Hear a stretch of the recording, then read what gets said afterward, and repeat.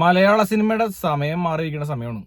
അതായത് തുടർന്നതെല്ലാം പൊന്ന്, എല്ലാം ഹിറ്റ്. വിഷുവിന് ഇറങ്ങിയ 3 സിനിമകളിൽ 3ഉം ഹിറ്റ്. ഹിറ്റ് എന്ന് പറയുമ്പോൾ വർഷങ്ങൾക്ക് ശേഷമുള്ള പടം ഒരു ആവറേജ് കളക്ഷനാണ് നേടേണ്ടിയിരുന്ന പടമാണെങ്കിലും അതിൻ്റെ ഒരു താരമൂല്യവും വിജയ് ശ്രീനിവാസൻ അല്ലെങ്കിൽ ധ്യാൻ ശ്രീനിവാസൻ ഉള്ള ഒരു ഇതുകൊണ്ട് ആ പടം നല്ല മികച്ച രീതിയിലേക്ക് വന്നു. തൊട്ടടുത്ത് കൂടെ ഇറങ്ങിയ ആവേശം ഞാൻ കണ്ടു. ആവേശത്തിൽ ഫഫ റീഇൻട്രൊഡ്യൂസിങ് ഫഫ, എൻ്റെ മോനെ അഴിഞ്ഞാടി അങ്ങോട്ട് തകർത്ത് തിമിർത്ത് പൊളിക്കണ പുള്ളിയാണ്. ഈ ഇതുപോലത്തെ ലെവലിലുള്ളൊരു ഫാസിലിനെ നമ്മൾ അടുത്ത് ഈ ഒരു ഷെയ്ഡൊക്കെ പോകണ്ടെങ്കിലും ഈ ഒരു കുറച്ചും ആ ഷെയ്ഡിൽ നിന്ന് കുറച്ചും കൂടി മാറിയിട്ട് പുള്ളി വേറെ രീതിയിൽ വന്നേക്കാണ്. ഇതുപോലത്തെ ഒരു ഫാസിലിനെ കണ്ടിട്ടുണ്ടാവില്ല, കണ്ടിട്ടുണ്ടാവില്ല. ചില മാനറിസം റിപ്പീറ്റ് ഉണ്ടെങ്കിലും എന്നിരുന്നാലും ഭയങ്കര ഗ്രേസാണ് കാണാനായിട്ട്. നമുക്ക് ആ ഒരു കൊച്ചു സാധനമാണെങ്കിലും പുള്ളി അത് കാണിക്കാനാണല്ലോ ഭയങ്കര ഗ്രേസാണ്, ഭയങ്കര ക്യൂട്ട്, ഭയങ്കര കലിപ്പാണ്, ക്യൂട്ടാണ്, കോമഡിയാണ്. എല്ലാം പുള്ളിയുടെ കയ്യിൽ സിമ്പിളായിട്ട് ഹാൻഡിൽ ചെയ്ത് നിൽക്കുക. മീൻസ് അത്രയ്ക്ക് ബ്ലെൻഡായിട്ട് പുള്ളി അഭിനയിക്കണം. അത് വന്ന് നിൽക്കുമ്പോൾ തന്നെ ഇവിടെ അങ്ങനെ അഭിനയിക്കുന്ന രണ്ട് പേരുള്ളൂ, ഒന്ന് നിവിൻ പോളി, ഒന്ന് ഫഹദ് ഫാസിലും. വേറെ ആർക്കും അത്രയും ബ്ലെൻഡ് ആവാൻ പറ്റാറില്ല എനിക്ക് തോന്നുന്നു, എൻ്റെ ഒരു പെർസ്പെക്റ്റീവിൽ. പടത്തിൽ അഗെയിൻ ബാംഗ്ലൂർ ബേസ്ഡ് സ്റ്റോറി, ആവേശം, രോമാഞ്ചം എല്ലാം ബാംഗ്ലൂർ ബേസ്ഡ് സ്റ്റോറിയാണ്. ആളുടെ 12 സ്റ്റോറികളിൽ 2 12 വർഷത്തെ കഥകളിൽ 2 വർഷത്തെ കഥ ആയിട്ടുള്ളൂ പറഞ്ഞേക്കണേ.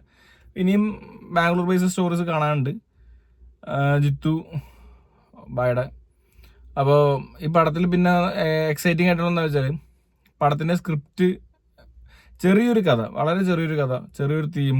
ആ തീമിനെ എൻഗേജ് ചെയ്ത് കൊണ്ടുപോകുന്ന കുറേ ക്യാരക്ടേഴ്സ്, കുറേ അതിൻ്റെ ചുറ്റുപെട്ട് നിൽക്കുന്ന കുറേ അതിൻ്റെ ഷെയ്ഡ്സ്, അതിൻ്റെ ക്യാരക്ടേഴ്സിനെ ഡെവലപ്പ് ചെയ്യാനുള്ള ക്യാരക്ടേഴ്സ്, അതിൻ്റെ ത്രെഡ് ലൈന് കാര്യങ്ങളെല്ലാം ഹ്യൂമറായിട്ടും, ഹ്യൂമറിൻ്റെ സമയത്ത് ഹ്യൂമറും, എന്നാൽ ചില സമയത്ത് സ്ട്രൈക്കിങ് കൊടുക്കേണ്ട സമയത്ത് സ്ട്രൈക്കായിട്ടും വളരെ മികച്ച രീതിയിലുള്ള സ്ക്രിപ്റ്റ് റൈറ്റിംഗ്, ഡയറക്റ്റിംഗ്, DOP എല്ലാം. മ്യൂസിക് പിന്നെ സുഷിൻ്റെ കാര്യം പറയണ്ട, സുഷിൻ തൊട്ടതെല്ലാം പൊന്നെന്നുള്ള രീതിയിലാണ്. എല്ലാം എന്ത് തൊട്ടാലും പൊന്നാണ്.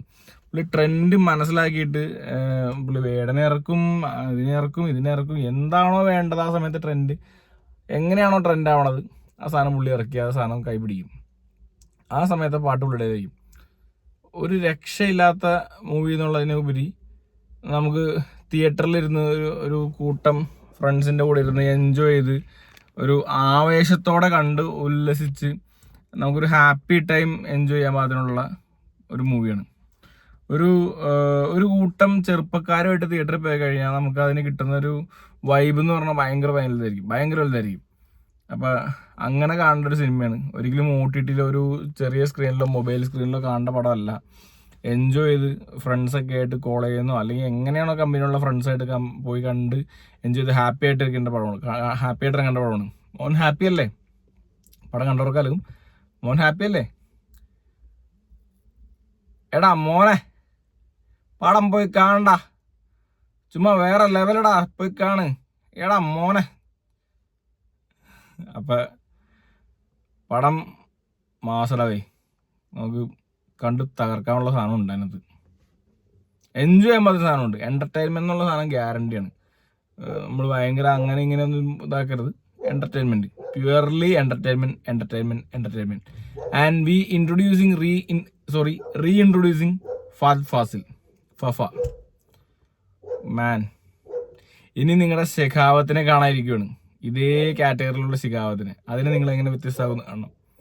ഓരോന്നും പുള്ളി വ്യത്യസ്തമായിക്കൊണ്ടിരിക്കുക. Absolutely brilliant.